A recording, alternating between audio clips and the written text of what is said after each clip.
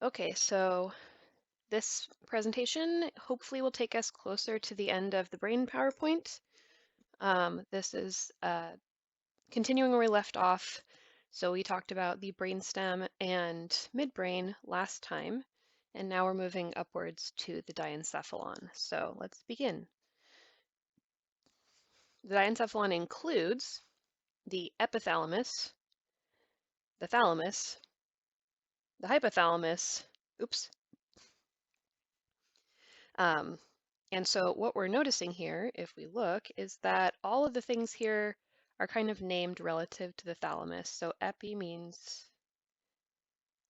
super, well, I can't write today, official to, and hypo means,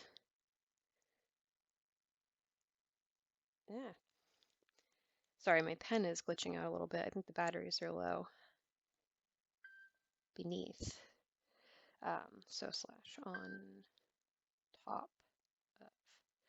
So we are characterizing the items of the hypothalamus, or excuse me, of the diencephalon according to their location relative to the thalamus. So let's go have a look at what is in all of those things and what they do. So here's a nice sagittal brain image. This might be familiar to my students from lab. So we've got the roof of the third ventricle, which is the epithalamus. So if we look, what we're going to find is that it ends in the pineal gland. So the epithalamus is basically the roof or on top of the third ventricle. So if we, let me get my pen out here and maybe choose a different color because orange is not going to show up very well on that. So the epithalamus ends in the pineal gland. So if we just kind of follow this streak, which has a choroid plexus of the third ventricle on it, then we end in the pineal gland like so. So that's kind of the deal here. On the models that we have in lab, that's represented by a pink streak at the top of the thalamus. So if you were wondering what that was, that's what it was. So the pineal gland obviously secretes melatonin, but not only melatonin. So what it does is it secretes serotonin during the day and then switches over to melatonin at nighttime.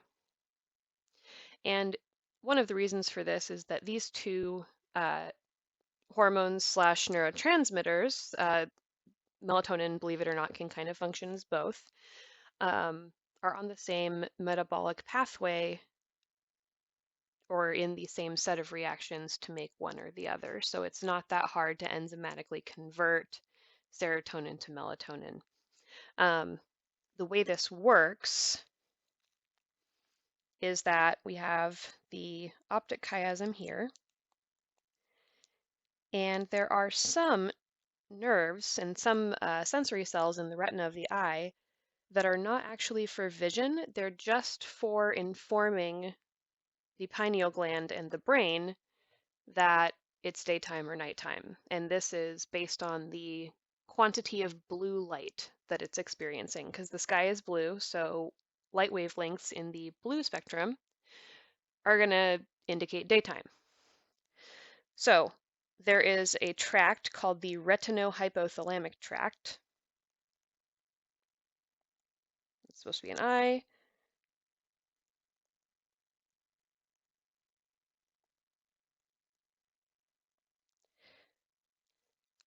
That carries information about blue light to the hypothalamus, which is here. And then the hypothalamus has a little clock in it, a molecular clock that has about a 24-hour period, believe it or not. It's really cool. We won't go into it super hard here, but if you want to ask me about it, you're welcome to. It's very interesting. So once this clock resets, that information gets sent over to the pineal gland, and that's how the pineal gland kind of knows daytime versus nighttime. So interesting stuff. So it's elevated prior to nightfall, so sunset equals orange and red spectrum light, so that's what kicks it off, and then it secretes melatonin during the night as well. So this influences our day-night cycles or our circadian rhythm. And melatonin is actually not a sleep-inducing pill, so the melatonin supplements are going to function to relax you a little bit and maybe facilitate you falling asleep naturally on your own, but it's actually not directly a sleep-inducing pill. One of the major differences between sleeping and waking is actually adenosine as a neurotransmitter. So melatonin plays a role in daytime, nighttime stuff, but it doesn't directly cause sleep. Sorry, my mouth was dry. Excuse me. It might influence human sexual maturation, so puberty. And one of the reasons we speculate about this, I'm using the royal we scientists, is that the pineal gland is very large and very active in babies and children, but after about puberty, it undergoes a process called involution, where it kind of doesn't do its job as much, and there's also a phenomenon called pineal concretions, which are also called brain sand, which is pretty fun. But these are sort of calcium crystalline rich balls of material that show up in the pineal gland and increase in number with age, and they replace the pinealocytes that actually secrete the serotonin and melatonin. And that's not an illness that happens in everyone. I know some people mistakenly believe that it's fluoride in water that causes those things, but that's not true. Pineal concretions affect everybody. It's just a function of aging. So typically, glands that undergo involution are involved in preparing a human for the transition from childhood to adulthood, or other sort of factors that you need in childhood but you don't need in adulthood. So another example of that is the thymus, which we'll talk about next term, but that's also something that naturally undergoes involution. It's not a pathology, it's a normal part of development. So just want to sort of debunk that common misconception. People get real fired up about it, but that's mostly because they're well-meaning but uninformed. Okay, so that was the epithalamus and pineal gland. I explained a lot of stuff about it primarily because that was one of the focuses of my graduate school research, so I know a lot about it. All right, so let's go to the next slide. I talked about the choroid plexus and the pineal gland already. So the thalamus is this sort of oval-shaped ball. So it's here. And then you may remember the brainstem models in lab. Here we have the intermediate mass, which you can only see in sagittal section because you have to cut through it to cut the brain in half. But really what the thalamus looks like, if you were to take all the surrounding structures away and not cut it, it's two sort of oval-shaped masses of brain tissue that are connected via the intermediate mass. Oops, there we go. Sorry, I just want to color this in.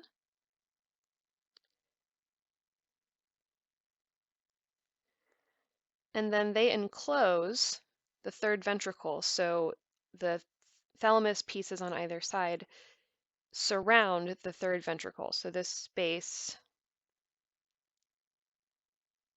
here and here,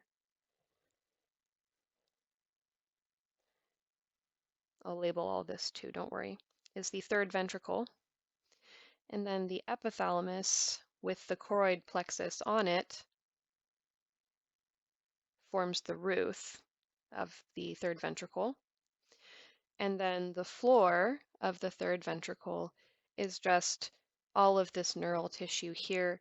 So we've got the infundibulum, the hypothalamus, its base, and then the mammillary body. So the floor is just this part right here. So let's label that guy.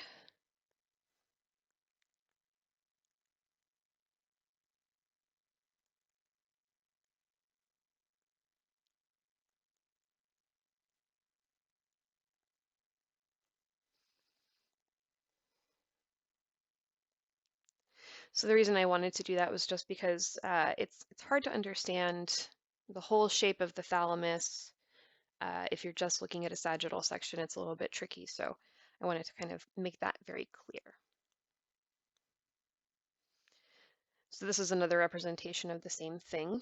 Now notice the thalamus has lots of different groups of neurons, and these are mostly cell bodies of second order sensory neurons. You don't have to memorize all these specific groups. That's not important. What this is showing you, though, is that the colors match up to where the information gets sent from the thalamus. You can see the visual input, so this is incoming sensory information from the optic nerve, goes to the occipital lobe. The posterior group, or pulvinar, goes to the parietal lobe, as does the general sensory input area of the ventral group. So that's going to go specifically to the postcentral gyrus, and on and on and on. So you can see all of that very clearly from this illustration. So the thalamus really functions as a relay center that is going to do all of the following. So let's talk about these functions. So when we say integrate in neuroscience, what we mean is that there's some amount of neural computation that happens. So the thalamus is also rich with interneurons, so that we have neural pools that can make decisions about various sensory stuff. So, hey, we're getting an action potential. Where's the action potential coming from? Oh, it's coming from the eyes. So we have to send that to the occipital lobe, and then boom, it gets sent. So integration just means that. It also filters sensations. So we do have a lot of filtering of our sensory input that we don't usually detect or think about, like things like background noise and then isolating human speech if someone's talking to you in a busy cafe. The thalamus is actually capable of basically amplifying the auditory signal that it gets from the speech and deprioritizing the background noise so that you can hear and detect and understand what the other person is saying to you. So that's just one example of filtration, but it's a good one. And then it also relays, of course, I mentioned it's a relay center, the sensations to the correct cortical area. So the visual cortex and association area is in the occipital lobe. So what we don't want to do is take visual input and, for example, send it to the frontal lobe, because that's not the right place. Interestingly, there's a phenomenon called synesthesia. Maybe you've heard of it,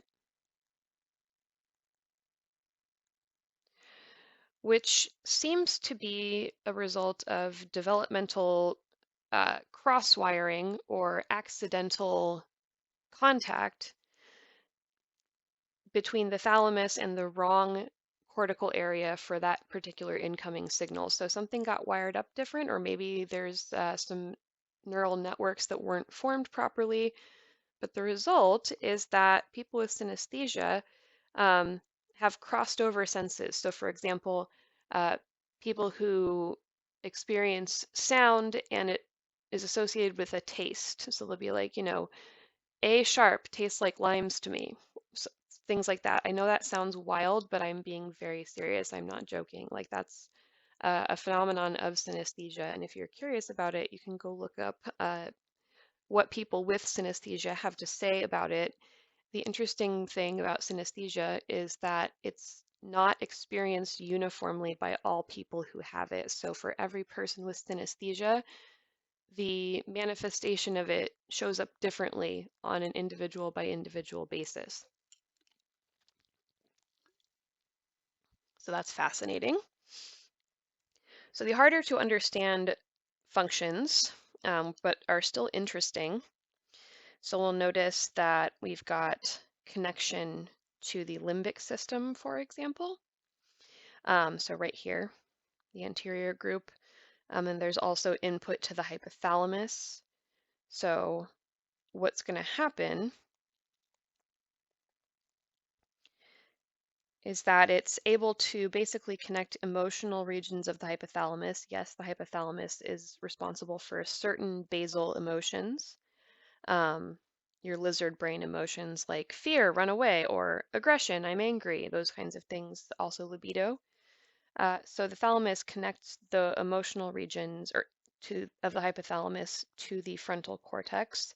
And since your conscious awareness lives in your frontal lobe primarily, this appears to provide awareness of an emotion. So the emotions experienced in the hypothalamus, they have a particular chemical set of signals, specific neurotransmitters and chemicals and neuromodulators, excuse me, are released when you're, say, filled with rage versus very afraid. So they have a chemical signature, and then the thalamus is able to send that info to the frontal lobe, and the frontal lobe decodes the signal and says, ah, we're angry. So stuff like that. Um, so it is a little harder to understand, but not super difficult if you think about it. And then the other thing that it does is plays a role in somatic motor control. What you're going to find as we move through the rest of the brain and the integration and pathways portion of the class is that almost everything appears to have a role in motor control. It's really a complex series of events that needs to happen to execute motor control properly, and so we have a lot of brain areas involved in it. So the basal nuclei um, are essentially, they're modulated by the substantia nigra below, and they're providing an important aspect of motor control and coordination. So your motor program, the series of muscular events that you have to do to execute a particular movement, is formed here in the motor association area. Your precentral gyrus contains a map of all your muscles, and so the association area is going to excite the neurons on the map of the muscles that you need to move in the correct order. And then the basal nuclei via the thalamus are basically going to make sure that that movement goes properly, and along with the cerebellum, that's how we get smooth motion. So it's pretty crazy how much work is involved just to do something that we mostly take for granted. Okay, hypothalamus. This is a busy brain area. As you can see, there's lots and lots of nuclei in there. Now, I don't expect my students to memorize every single nucleus and their functions. If this were a neuroscience class, it would, but it's not. We're just kind of doing a cursory flyover view of the brain since there's so much in it. So I'm just showing you this to say, hey, the hypothalamus is really responsible for a lot of different things. So what does it do? Well, monitors sensory information from the central nervous system. Um, so basically, it's keeping tabs on what senses are being experienced and then making decisions about various aspects of your physiology based on those. I'll give you an example in a minute. So remember that sensory info doesn't have to be necessarily stuff that rises to your conscious attention. So let's say, for example, that you haven't had water in quite a while, and so your blood volume is dropping, which means your blood pressure is dropping, and that information gets sent to the central nervous system via visceral sensory apparatuses that you don't consciously detect.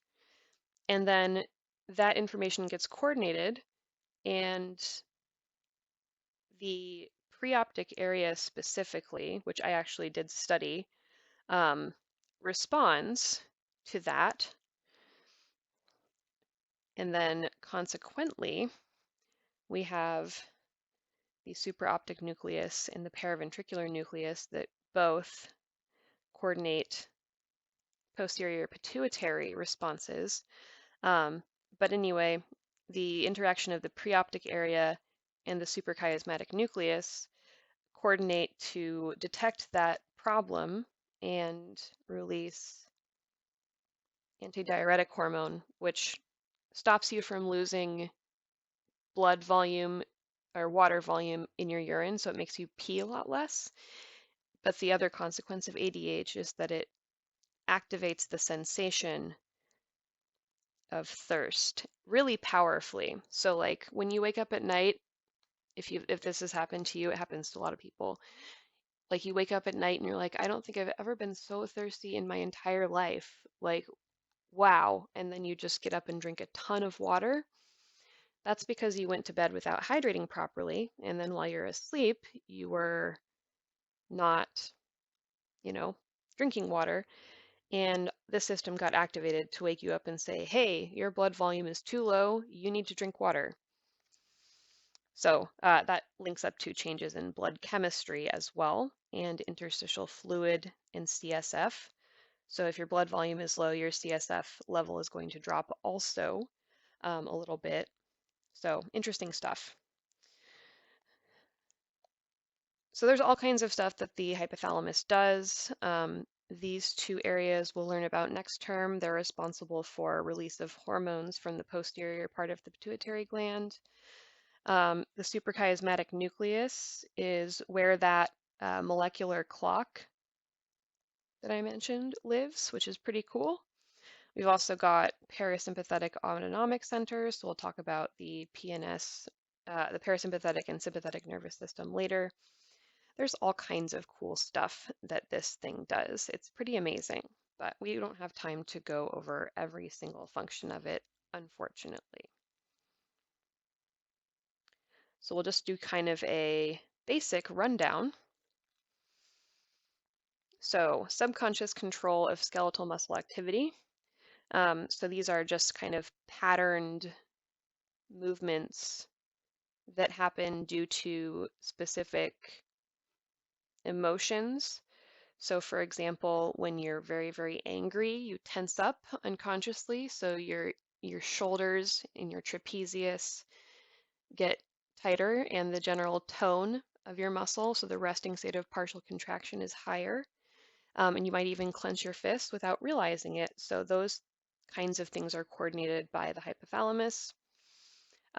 Pleasure as well, pain in particular. So the tensing up of the body that happens when you are in a lot of pain, that is coordinated by the hypothalamus, and also sexual arousal. So the hypothalamus has a strong role in appetitive sexual behavior and pattern motor responses in response to that, which are pretty interesting.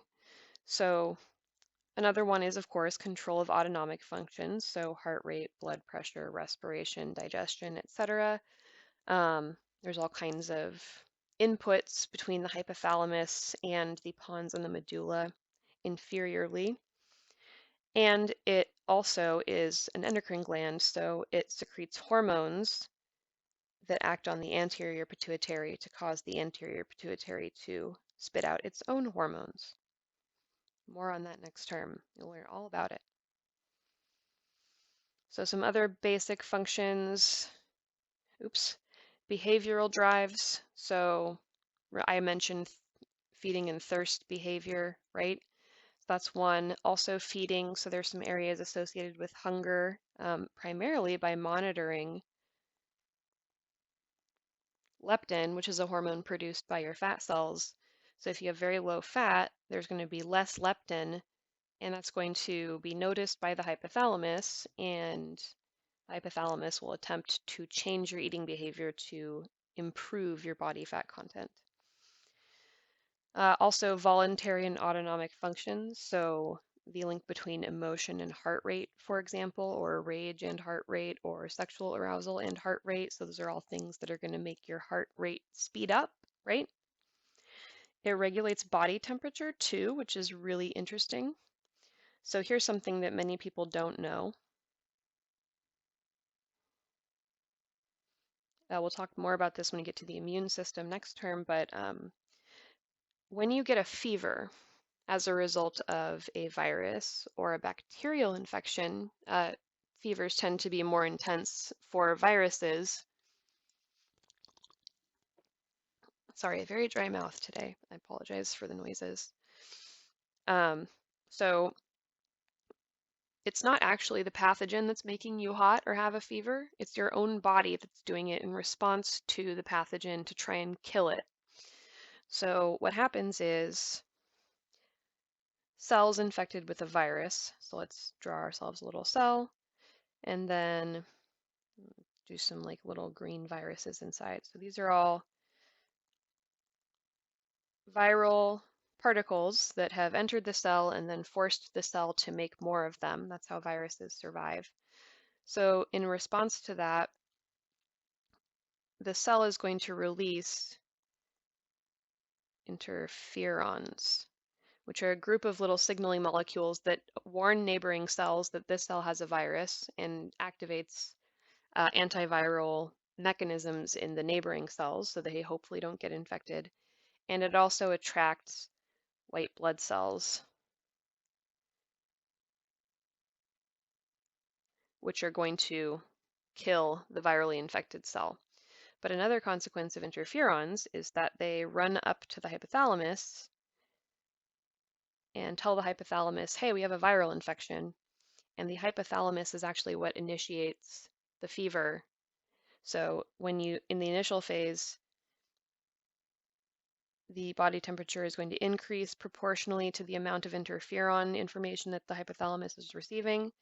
As long as there's still interferons present in the plasma and serum, they'll end up circulating to the hypothalamus via the CSF. So this part is called stadium, meaning it's just plateaued out. And then once the viral infection is concluding and the amount of interferons go down, then we get to return to normal body temperature, which is pretty interesting. There's a lot of really fun cell interactions in the immune system that we'll have a lot of time to talk about next term. Okay, so other stuff, I mentioned the circadian rhythm thing, so it has a clock, and I talked about the retinohypothalamic tract already. So we know that, it tells the pineal gland that it's daytime, for example, the reticular formation as well, because remember that's involved in conscious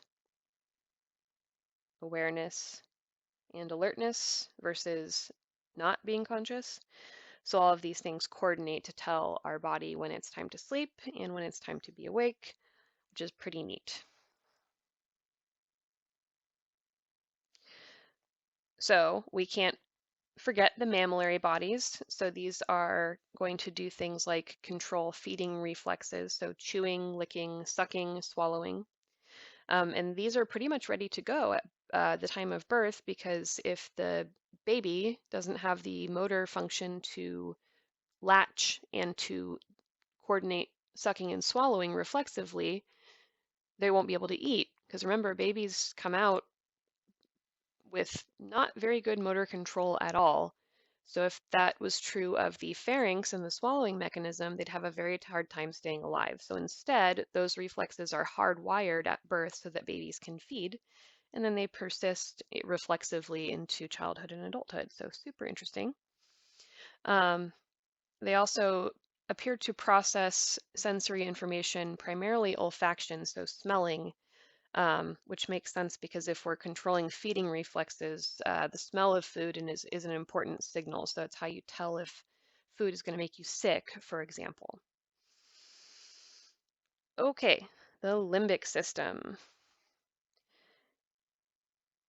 Oops. So it is interesting because it's a network rather than a glob, which is what you've seen in the thalamus and other structures. So this is consisting of both nuclei and tracts, and it's in the base of the cerebrum, so down, kind of surrounding the corpus callosum, the hypothalamus, and the thalamus. So it kind of hugs and encircles the diencephalon. So the limbic system is super interesting. It coordinates emotions, memory, a bunch of other stuff. So let's dive in. So establishes emotional states means essentially we feel emotions in response to stimuli, right? So you don't feel emotions in a vacuum. So stimuli make us feel things like, I'm really sad today because of my dog. So, that required a stimulus of me figuring out information about the dog. And so then my limbic system kicks in and says, this is sadness time. We're going to coordinate sad feelings. So like sad or happy in response to stimuli that are sensed. So there's a sensory component there. It also links the conscious cerebral cortex.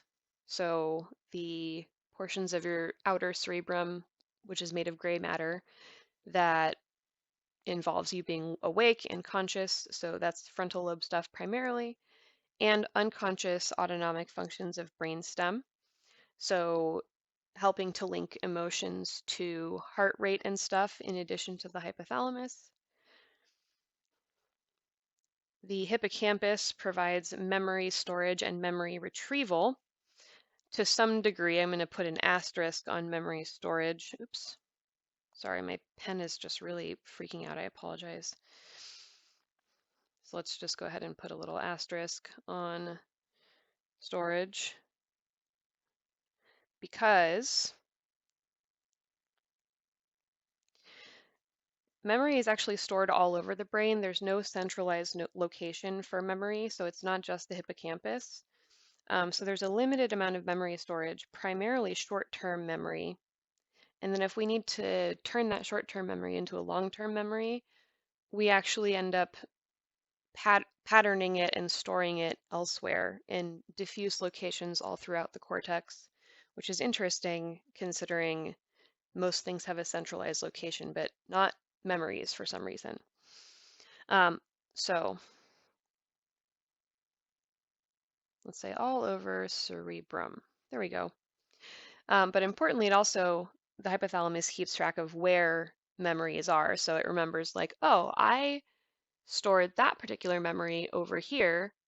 Let me go grab it, and then I'll send it to the consciousness centers so that you become aware of the memory. So it's analogous to if you are a clerk of some kind or a librarian maybe, and you store things in a filing system, right? The filing system is you generating a document or taking stuff and cataloging it, and then you go put it in a filing cabinet.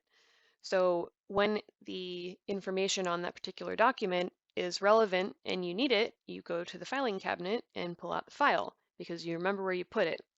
So it's analogous to pulling files from filing cabinet. And interestingly, it links emotions to memories, and also senses to memories. So, some memories are sad, some memories are happy, some memories make you angry. So that involves noting how you're feeling, what your emotional state is during the formation of a memory, and then including that information in the memory such that when it's pulled, the emotional state to some extent is reactivated, which is fascinating. So there's lots of different interesting aspects to memories. And also specifically via the mammillary body in particular and its interconnectedness with the rest of the limbic system, we get this phenomenon where certain types of senses are going to pull memories more strongly than others. Specifically, the olfactory sense. So via the olfactory tract that's coming from the olfactory bulb that sits on top of your ethmoid bone. Remember the little foramina, the olfactory foramina? Optic nerves, or excuse me, olfactory nerves poke up through those. They synapse in the olfactory bulbs, and then the olfactory bulb gives rise to a tract which carries the information away. So one of the connections is to the limbic system and mammillary body. So the phenomenon that we observe from this is that uh, smells, odors,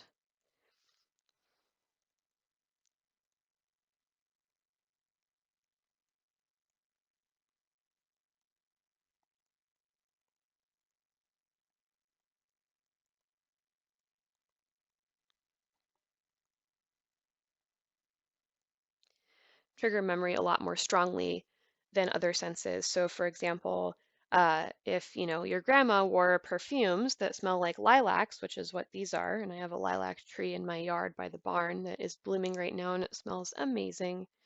Um, for me, so maybe if your grandma died, for example, and you walk by a lilac bush and you smell a lilac, you might have a strong memory retrieved about your grandmother who wore the lilac perfume. Or for me, my grandfather, for some reason, really enjoyed toast that was carbonized, basically. Burnt toast was his thing. And the specific smell of burnt toast, uh, especially if the burnt toast is not in a restaurant, but it's in sort of an older kitchen with like older, old house smell, that strongly reminds me of my grandfather and instantly puts his face in my brain because of that odor specifically. So I'm sure you can all think of examples of similar things for you where a certain smell elicits a really strong memory and probably an emotional response. That is what your limbic system is for, partially. Okay, so now we're getting to the good stuff. Well, I mean, all of it's good stuff. I don't mean to mischaracterize the previous content as not, but we're coming towards the end of the PowerPoint and we're going to talk about the cerebrum functions, which are really, really interesting. So let's have a look. So the cerebrum is the wrinkly part, so what you think of when you think of a brain, right? And so this is going to be cortex, meaning it's the outer edge of the brain, the gray matter, and that's going to process sensory information and motor information. So we're going to go through and look at all the stuff that it does. So in addition, and we unfortunately don't have time to go into the deep science of this, but via the prefrontal cortex, which is here, it performs both conscious thoughts and intellectual functions. So decision making, uh, your moral compass, what you think is right and wrong, uh, intellectual functions like, oh, I don't know, memorizing stuff for A and P maybe. Those things are going to be frontal lobe and specifically mostly prefrontal cortex stuff, which is very, very interesting, but we don't have time to coordinate or to discuss much of that coordination here, unfortunately, so I'll just mention it. So in this image of the cerebral cortex, what we're going to see is that it's color-coded. So all of these color-coded areas have a specific role that you can classify broadly as sensory areas, motor areas, and association areas. So we'll discuss what each of these things mean. Sensory and motor areas are pretty straightforward, right? It's not hard to understand those. But association areas is a little bit different. So we'll talk about how that works. It's convoluted into these wrinkles because if you have to fit a big smart brain like ours is, into a reasonably sized head that doesn't require a lot of extra neck muscles to support, or really, really big head, for example. The way to do that is you increase the surface area by wrinkling it up. So it still fits in our brain case, but it has a lot of wrinkles, which means increased possibility for number of synapses and neurons. So that's what the wrinkliness is all about. Gyri and sulci facilitate packing more brain into that small space. So we've got the lobes, which you guys know if you're my student: frontal lobe, parietal lobe, occipital lobe, temporal lobe, and the insula, which is the hidden lobe. So our little friend, the insula, is under here. You have to pull the other brain regions back. So the temporal lobe gets pulled down, the frontal lobe gets pulled up, and that's how you reveal the insula. But normally, see, it's hidden in this crevice right here, inside the lateral sulcus. Okay, so this is a better representation of the cortex. One of my students, you know who you are, hello, really asked me a great question about the cerebrum, because as you can see, actually, let's go back from this picture. In a lot of your textbooks, they just do something like this, where they say cerebrum, and then there's a little stick that points at it, and it doesn't provide you with really any information about what it is. So if you were just trying to learn, you'd be like, ah, well, I guess only right here is the cerebrum, because that's where the stick ends, which is not correct and also not your fault. It's just a crummy way to represent it, I guess. So specifically the cortex has gray matter, so the edge portions, that's not a good color for that, my bad. How about yellow? Yeah. So you see how the outer edge is gray? That's the gray matter. So it has cell bodies, lots of interneurons. This is where the computation gets done. And then you also have nuclei, which, remember, are cell bodies surrounded by white matter.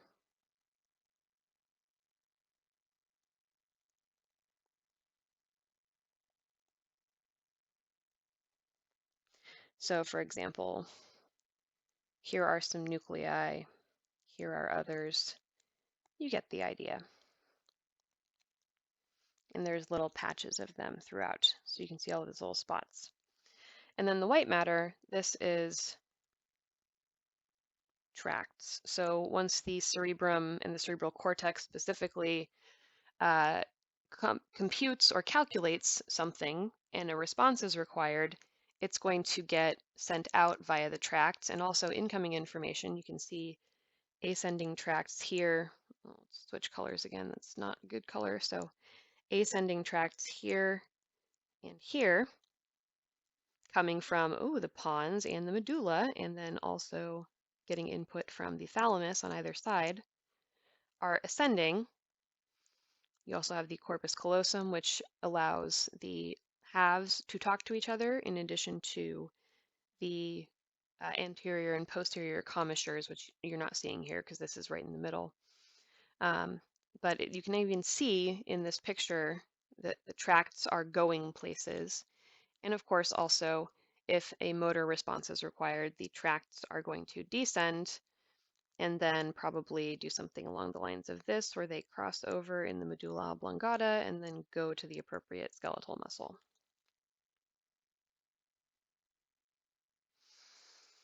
So here is a summary of the different kinds of fibers of the cerebrum.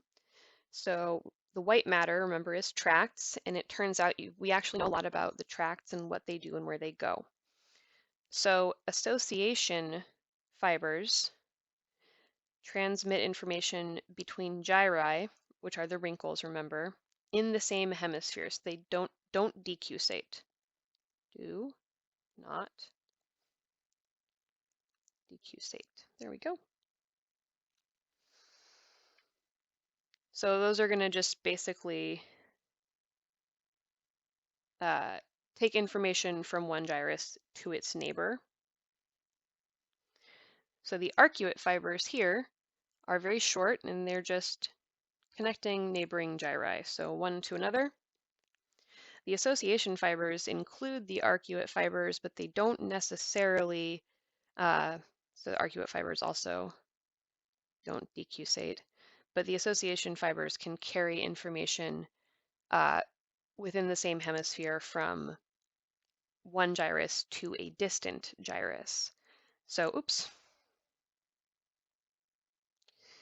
So in the case we have longitudinal fasciculi, so these are not decusating, but they are carrying information. For example, you can see it here, visual information from our occipital cortex, which is going to decode visual information, gets sent to our frontal cortex so that we are consciously aware of the things we're seeing and what they mean. So that's just an example, but this is in the same hemisphere, so not crossing over.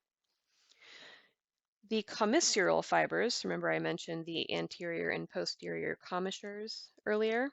So here we see the anterior one. In addition to the corpus callosum, these do decusate.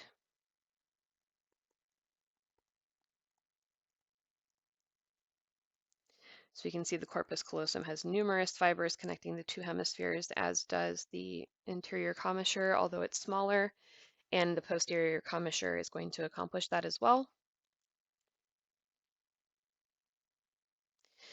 The projection fibers are going to form ascending and descending tracts. So that's what I showed you in the last one, where we saw those fibers running up and down between the brainstem, the thalamus, and the cortex. So these are mixed. They include both afferent and efferent information. Both. My brain is scrambled today. And then they transmit those impulses from the cerebrum to the spinal cord, to the appropriate location, and vice versa as well. So this connects our spinal nerves, which, remember, spinal nerves are mixed. They carry both afferent and efferent information, connects our spinal nerves to our cerebrum.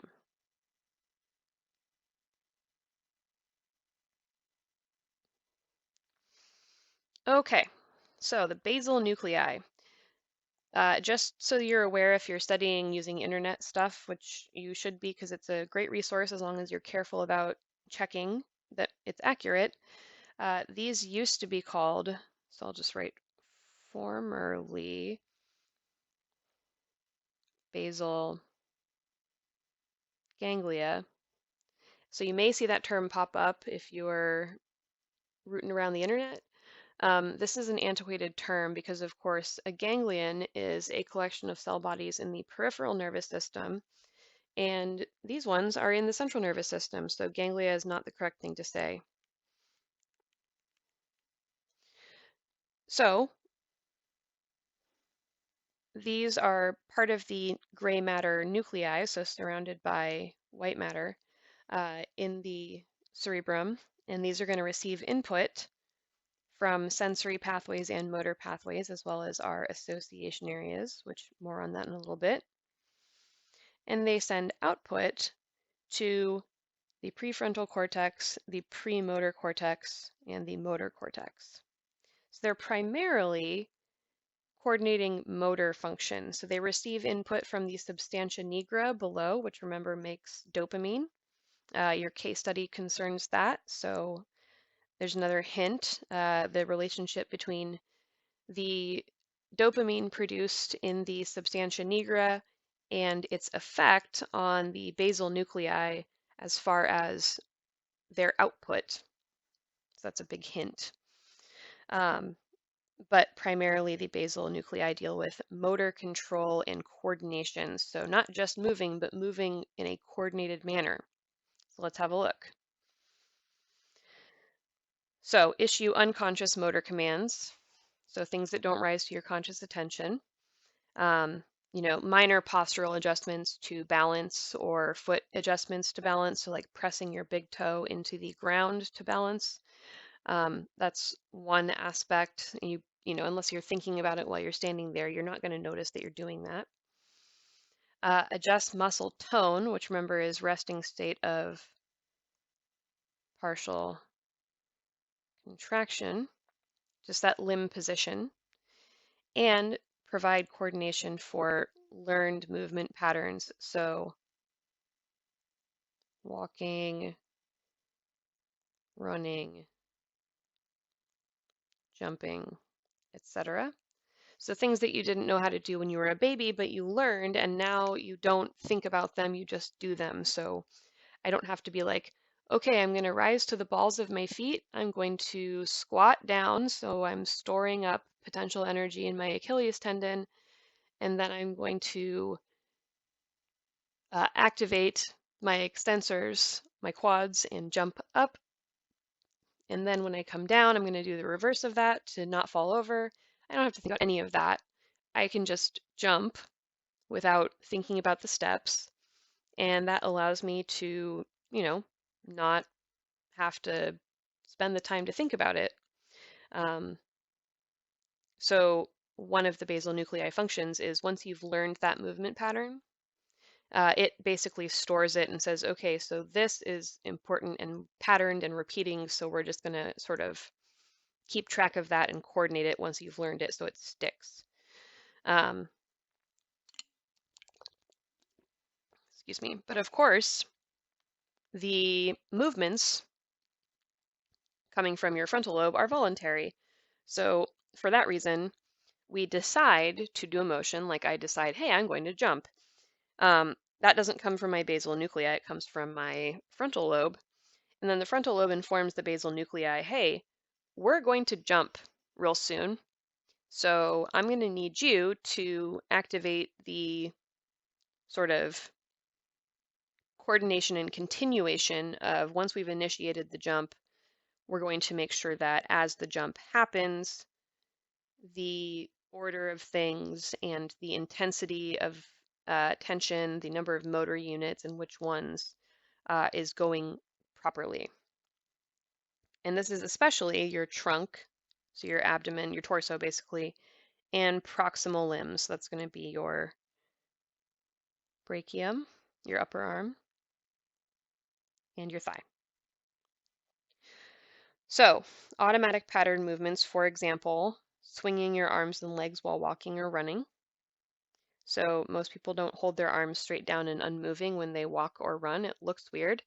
When I was a runner, long ago and far away, regrettably, maybe I should start again, I used to run the same route every day. And, if you do that, as you might know if you're a runner too, you kind of see the same people over and over again as you run. And that's interesting because I used to run past this lady all the time who, for whatever reason, didn't, do the thing where you kind of put your elbow joint at a 90-degree angle and sort of, alternate swinging them back and forth. She held her arms straight down while she ran, and it was really weird. I was like, what is your deal, lady? I have no idea, never asked her because that's not polite, but it definitely was unusual to see. And the basal ganglia would ordinarily coordinate that stuff. So I don't know if that was a conscious choice on her part or if there's something up with her basal ganglia, but whatever, or excuse me, basal nuclei, but whatever it was odd. All right, so sensory areas and motor areas of the cortex. So we'll run through these, but what you can see is the colored areas correspond to particular functions. So starting in the frontal lobe, so our prefrontal cortex is all of this pale stuff up here. So this is our intellectual area. Then we have the motor association area, or premotor cortex. So this is where we've decided to do a movement, and that movement has a particular set of steps that need to happen, and then that information gets passed to the primary motor cortex, which has a map of our muscles. More on that later. Then we have the primary sensory cortex, which is on the postcentral gyrus. So that's right here. And that has a sensory map of our body. And then the parietal lobe is the association area for that. So sensation comes in and activates the appropriate location that corresponds to the sensory area. And then the rest of the parietal lobe, basically via the somatic sensory association area, makes sense of the signal. Same with the visual association area and occipital lobe visual cortex. So the cortex receives the information and then a little bit of processing gets done and then it gets passed to the visual association area where we make sense of the signal. So not just, hey, light is coming into the eye, but the light is this color and there's an edge right there, and it allows you to make sense of what you see. Same deal with the auditory cortex. So the primary auditory cortex is going to be where the sound information lands from the cochlea, and then the association area is going to decode that signal to make sense of it. On the inside, we have the olfactory cortex, which is a little bit on the insula, but also slightly in the temporal lobe on the inside, so it does span a little bit. So this is us making sense of our smells. And then on the insula, we have the gustatory cortex, which is tasting. And because these are our two chemoreceptive primary senses, so detecting chemicals via smell or taste, and these areas are pretty close together because they talk to each other a lot. So this is one of the reasons why if you have a cold and a stuffy nose and you can't smell anything, it's hard to taste stuff as well. All right, so the primary motor cortex on the precentral gyrus controls voluntary movement via somatic motor neurons. So these are called pyramidal cells, because they are shaped like little triangles almost. So like this, and then they send tracks down to the medulla oblongata and spinal cord. And then maybe they decussate, maybe they don't. It depends on which ones they are. But these are the initiation point for sending the motor signal to the motor neuron. So we have primary and secondary motor neurons. The primary ones are the pyramidal cells, and those are in the precentral gyrus. And then, as I mentioned, the motor program, the series of steps or the sequence, is coordinated by that motor association area. So interestingly, pyramidal cells were among the first neurons that were ever visually observed by humans. And this might blow your mind, but it was primarily done by staining neurons using things like India ink. So observing them stained and then drawing them. So what I'm going to show you is some of the earliest illustrations of neurons, and you can definitely see pyramidal cells. It's a really interesting piece of medical history. Okay, so this is Santiago Ramon y Cajal. So the Ramon y Cajal drawings are basically the earliest drawings of neurons and their microscopic structure. So many people have a misconception that because they're just called Ramon y Cajal drawings or whatever. So oh, wow, that's a really big dot. Let's change that. So his drawings were made by one person, but because it looks like two names, people usually think it's two people, but it's just one. It's this person. He's the first person of Spanish origin to win a Nobel Prize, and he is basically the grandfather of modern neuroscience. He's very, very important because essentially what he did was, oops, let's erase that. Oh, interesting. The eraser side of my pen is not functioning as an eraser. So you can read this for yourself, but it's very interesting. So he was very rebellious and had an anti-authoritarian attitude. He did not like authority, and he was kind of a little hellion. But after he received his doctorate, he made a lot of neuroscientific discoveries. And basically, sorry, my other dog, not the one that died, is moving around and making noise. So sorry about that if you heard it. So essentially what he did was use microscopes to observe neurons and stain them, and then make really detailed drawings of them, because obviously the fresh section tissue would not persist, it would rot away. And they didn't really have fixative capabilities much then.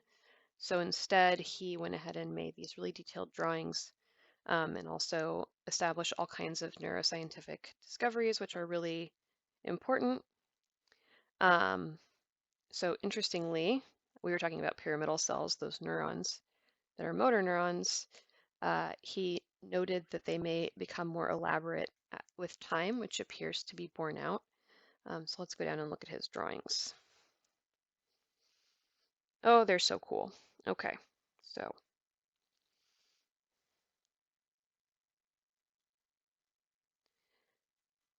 no pyramidal cells that I can see here. But if we go to Google, there we go.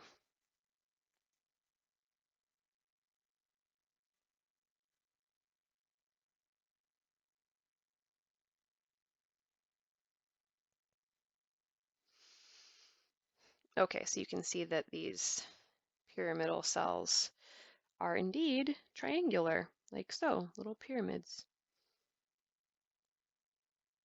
And like you can see that they're sending axons down.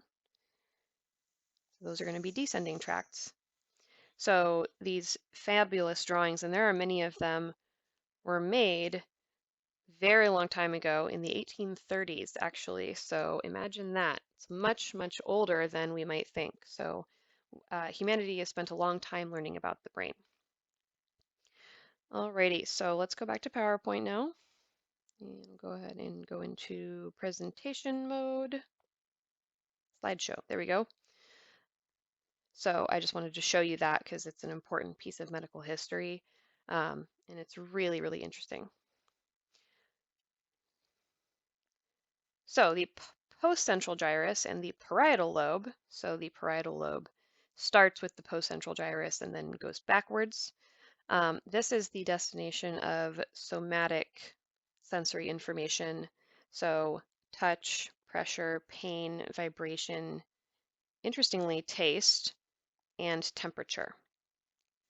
So the arrival depends on the thalamus. So the thalamus knows what sense and where, because there's a neuron coming from a specific place, and it uses that information and integrates that information and then makes sure that it gets sent to the appropriate location on the postcentral gyrus, which has a map of you and all of your senses. So this is where those senses live.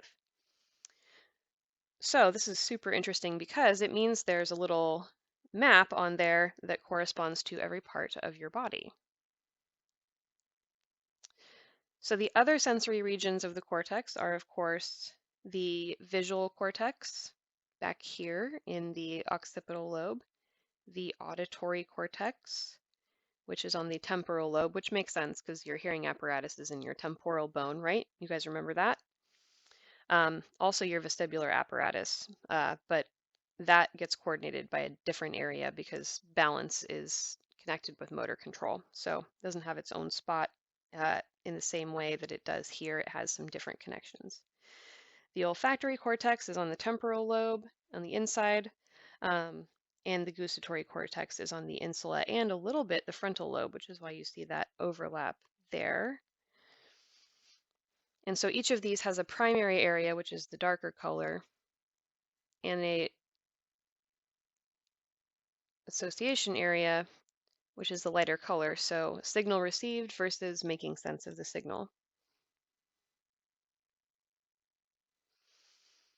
So, like I said, oops, the association areas are in most lobes, and they're going to basically interpret versus detect the incoming data. So not just vision is happening, but let's make sense of what we see. or, hearing is happening, but let's decode that in the pitch and see if it's human speech or if it's a bird song, whatever. And if necessary, so not always, but sometimes they may coordinate a motor response to the processed data, right? Because stimuli mean things, and sometimes what they mean is you have to get away from that thing. So, like something dangerous, or you have to go towards that thing. It's something good or something that you need to retrieve. So, that kind of is how those things are linked up.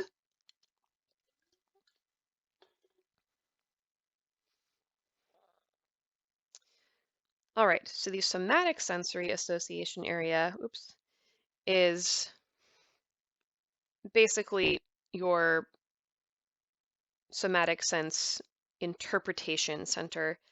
So let's say like here on the postcentral gyrus is the area where hand is. And then if you touch a hot thing, that results in temperature being sensed, it's hot, and also pain being sensed because tissue damage. So it's not just the sensory signal must arrive on the cortex, it has to arrive on the right part, and also we have to determine whether the thing that's the sensory information is pain, pressure, vibration, or whatever, because our hands can feel all kinds of stuff, right? So hand and also the incoming sensory information is arriving on a type C pain fiber. And interestingly, some of those fibers, not type C pain fibers specifically, but others, actually detect temperature and pain. Uh, so that's fascinating, but more on that later. So this is going to arrive at the hand area and provide the information that it is pain specifically. And then once that information gets passed to the association area, more complex information is computed by the association area, and probably we're going to coordinate a motor response if it wasn't already done so by the spinal cord. So that's just one example. Oh, it's not that kind of, I use the Microsoft ink, whoops. Okay, the visual association area is basically going to monitor what's happening in the visual cortex here. And interestingly, there is also a map of the visual field on the visual cortex. So for example, if the signal hits a certain part of the cortex, we know that that's in the middle of our vision, so stuff hitting our fovea versus the rods and cones surrounding, which are peripheral vision and not our area of highest acuity. So like that map of the visual field is important for spatial reasoning, making sense of our surroundings. And then, visual signals mean stuff. You can look at things. So this is essential for integration and recognition of visual stimuli.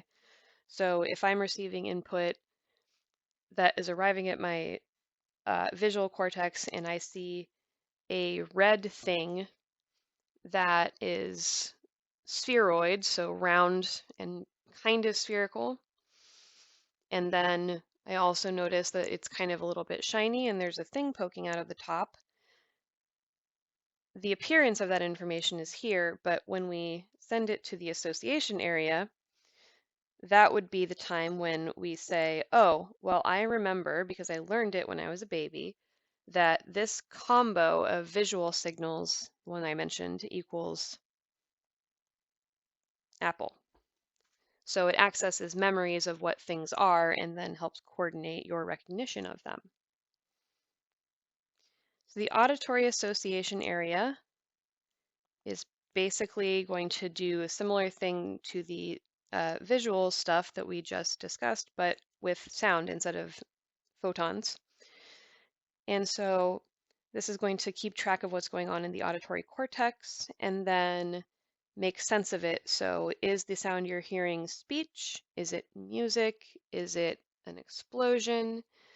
All kinds of stuff. So again, we have the receiving area, which also has a map of the cochlea, interestingly. So sensory maps are a thing.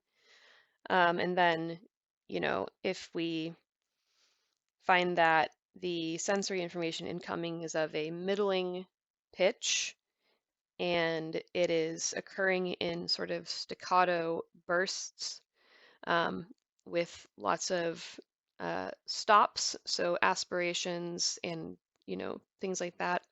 That would be determined by the association area to be speech. There's also important areas involved in word recognition. So there's some areas specifically in the auditory cortex, usually on the left side, which is interesting, so it's not symmetrical, that are involved in also speech and language, learning and recognition, and also motor control, which is fascinating. But associating a word with a sense memory, so I just used the example of an apple. So if I go through the steps that I described for the visual sensory information, I also need to retrieve the word for that thing. So there's going to be tracts running from the association area that's visual to our auditory association area, so that when I hear the word apple or I read it, I associate it with the visual signal of apple. Or if I see an apple, I can look at it and say, oh, the word for that is apple. So lots of interconnectedness, very interesting functions. So the premotor cortex essentially is the motor program formation area. So a series of steps that are required to do a motion that you've learned, so emphasis on learned here, those things are stored in the premotor area. So we're going to store patterns, which I also like to call, and many people call, motor programs. And those programs get sent to the precentral gyrus for execution via those pyramidal cells that we just looked at. So this is going to, generate impulses for sequential motor activities. So writing a word, how you move to make the letter A, for example, or B, picking something up. So you don't consciously think through all those steps, you just grasp and lean down. So you adjust your posture, you extend arm, you grasp. Using your flexors on your forearm that you're learning right now if you're in my class, and also the adductor muscles of the thumb, which are going to move the thumb back towards your hand, allowing you to grasp. So those are just some examples. There's many others, of course, but those are some good ones that are, probably going to be fairly familiar to you. Okay, this is a really interesting one. Oops, I like this one a lot. It's a tiny little area right there. It's just on the, well, a little bit on the prefrontal cortex, but also sort of leaking over into the primary motor cortex. This is going to control complicated learned movements, so reading, driving, etc. So things that are more complex than just walking. So, when you first started driving, the amount of pressure that you have to put on the gas pedal to open up the throttle to accelerate, you probably weren't very familiar with that. And so maybe your driving was a little bit herky-jerky, but after a while it smoothed out because you have this learned movement of putting your foot on the pedal, and you know how much foot movement corresponds to how much acceleration. This is also why when you get into somebody else's car, you end up going back to herky-jerky mode a little bit because you're just not quite as familiar with how much get up and go their gas pedal has. And so you have to readjust.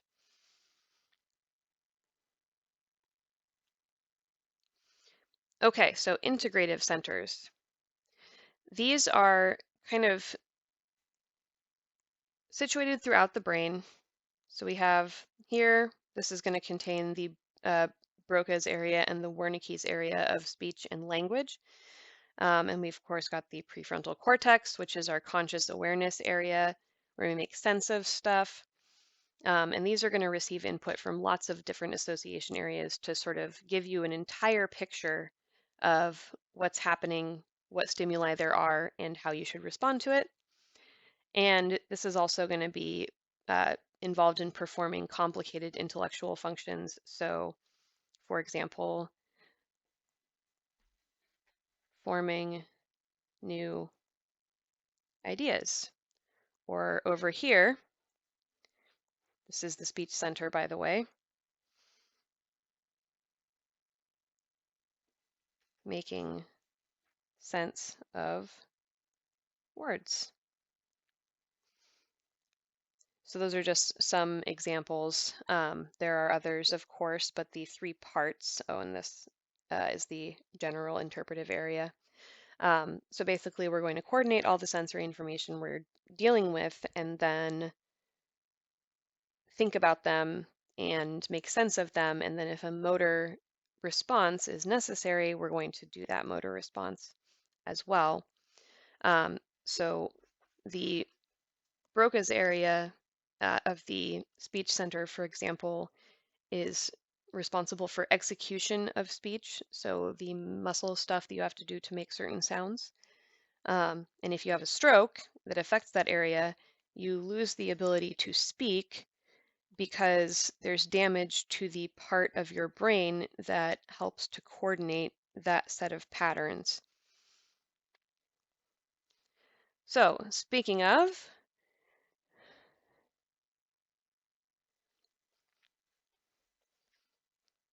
over here we have the speech centers.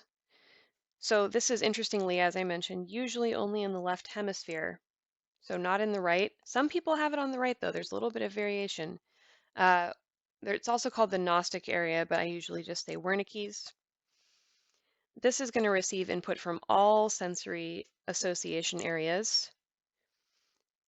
It also accesses visual and auditory memories. So if you hear a sound and it has a memory associated with it, that's going to mean something to you, and so that memory is accessed. It's also analytical, so allows a thought to be formed based on sensory input, visual memories, and auditory memories. So detecting something, accessing a memory, and then having a thought or opinion or feeling or action about it. People with damage to Wernicke's area, as opposed to Broca's, they are able to produce speech, but it's often nonsensical babble. So they say the wrong words, or in really extreme cases, they are making sounds with their mouth, but the sounds don't make sense or don't go together. And this is really frustrating for those folks because they know cognitively what they would like to say, but when they try to speak, the wrong stuff comes out because their Wernicke's area is all messed up.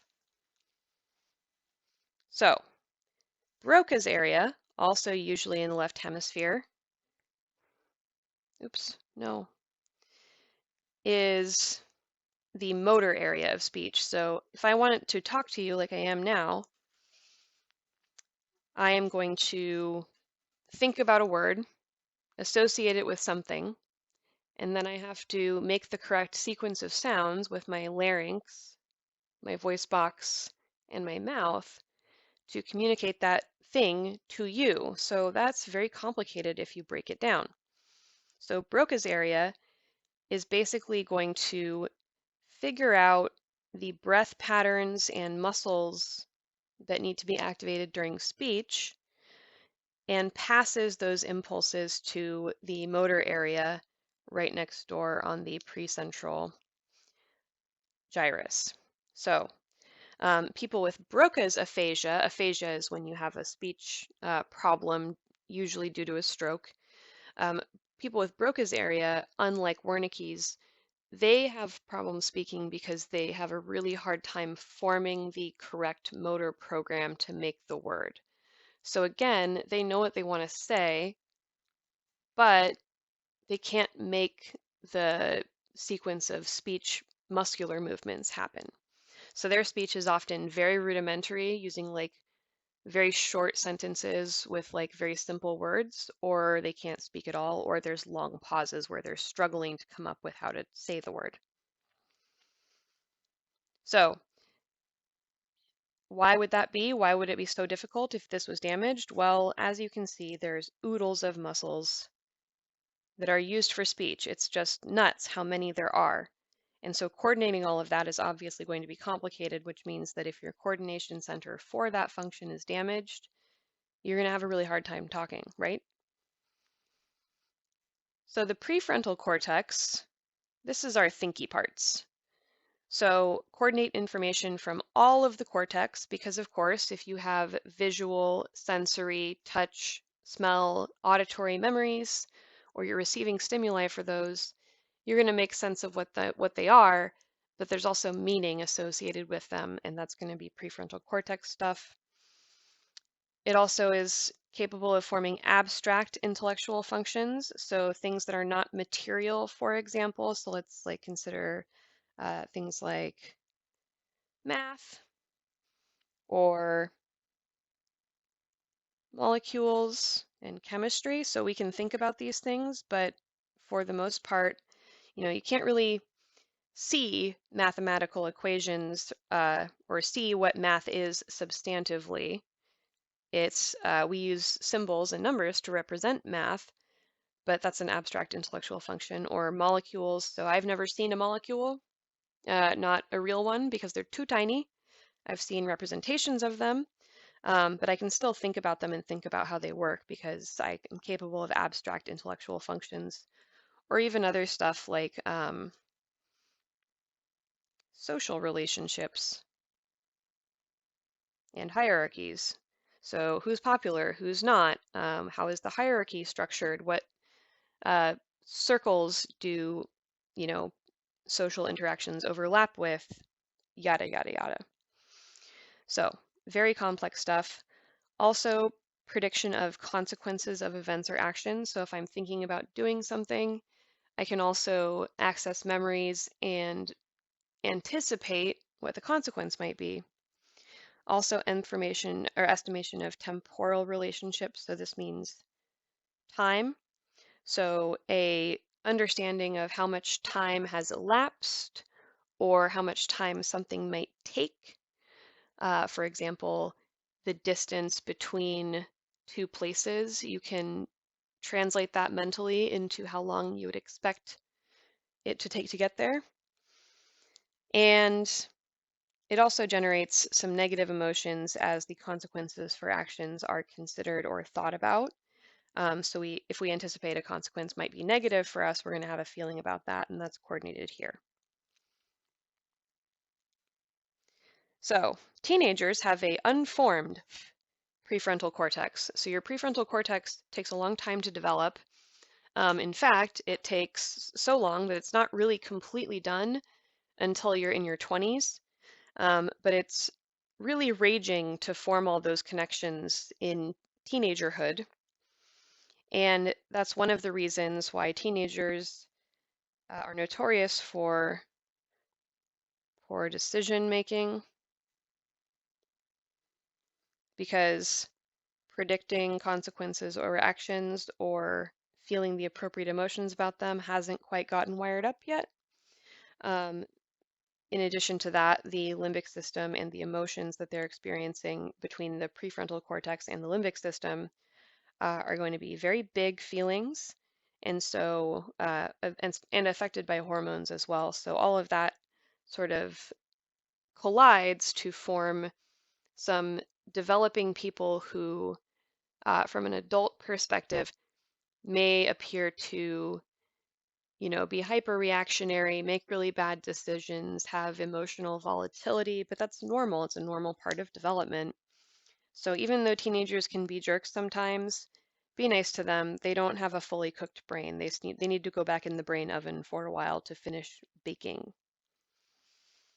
All right, sleeping waves and other kinds of waves. So this is how, for example, when I talked about Terry Schiavo in the previous lecture and how she didn't have any higher brainwave functions, what they use is a machine called an electroencephalogram, which is what this is, and it connects electrodes to different parts of your brain, and then that gets thrown into an oscilloscope, which spits out waveforms. So electro means electric, so what this is really doing is translating the pattern of action potentials and depolarizations in your cerebral cortex into changes in voltage, and that results in waves. So there are waves that are characteristic of normal resting adults. So these are going to be alpha waves. So Terry Schiavo had no alpha waves, nor did she have any beta waves or theta waves. So these are indicators of consciousness and activity. And if there's not any of those, that's brain death. So your brain is not alive. So if you are concentrating, which you may be right now even, because you're trying to consolidate and understand what I'm telling you, you're probably having beta waves happening, or when you're studying, or when you're taking a test. So beta waves look like this because the amount of action potentials and effort you have to put in is higher than normal. Theta waves are seen in children a lot, so it's a common and normal brainwave type in children, even when they're not frustrated. And this is probably because they are, not done developing brain-wise, and so they don't have the same complexity of a signal because they are not capable of it yet. But also interestingly, frustrated adults. So if you ever feel frustrated and you notice that you don't make good decisions, or uh, you're emotionally volatile while you're frustrated, or you can't do something, your cognitive function is poor, that's because the brain, for some reason, reverts to theta waves in frustration, which affects your ability to think properly. And then delta waves occur in deep sleep. So this is what you're dropping into when you're dropping down through the sleep stages into REM sleep, but also in certain pathological conditions like narcolepsy and others. And that is it. So this one is long, geez. I'm going to get this posted on YouTube and start chapter 15 for you. So thank you as always for your attention, and I will see you in the next episode.